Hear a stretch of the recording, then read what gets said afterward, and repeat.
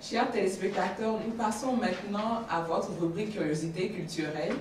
Alors Noélie, tu nous disais plutôt que tu allais nous raconter l'histoire de la création de l'UNESCO, n'est-ce pas? Oui, je voudrais d'abord prévenir nos téléspectateurs que cette fois-ci, nous n'allons pas présenter un livre dans cette rubrique, une fois n'est pas coutume. Nous allons raconter la grande histoire de la création de l'Organisation des Nations Unies pour l'éducation, la science et la culture, l'UNESCO, qui milite depuis 1942 pour que l'humanité se souvienne de sa mémoire. Alors, dans quel contexte est-ce que l'UNESCO a-t-il été créé? Alors, nous sommes en 1942, nous sommes donc en pleine Deuxième Guerre mondiale. Les gouvernements des pays alliés, donc principalement la France et la Grande-Bretagne, se rencontrent à Londres.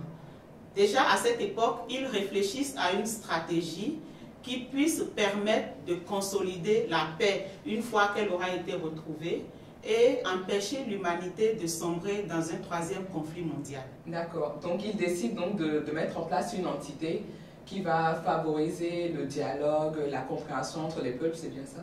Oui, effectivement, l'ONU qui a été créée après la Première Guerre mondiale de 14-18 s'empare très tôt de ce projet. Donc la deuxième réunion de cette entité se tient sous l'égide des Nations Unies avec plus de 19 pays qui décident ensemble de mettre en place une unité de consolidation de la paix. L'idée, c'est d'empêcher l'humanité de sombrer dans la folie d'une troisième guerre mondiale. Alors, qu'est-ce qu'ils définissent ensemble, tous ces pays?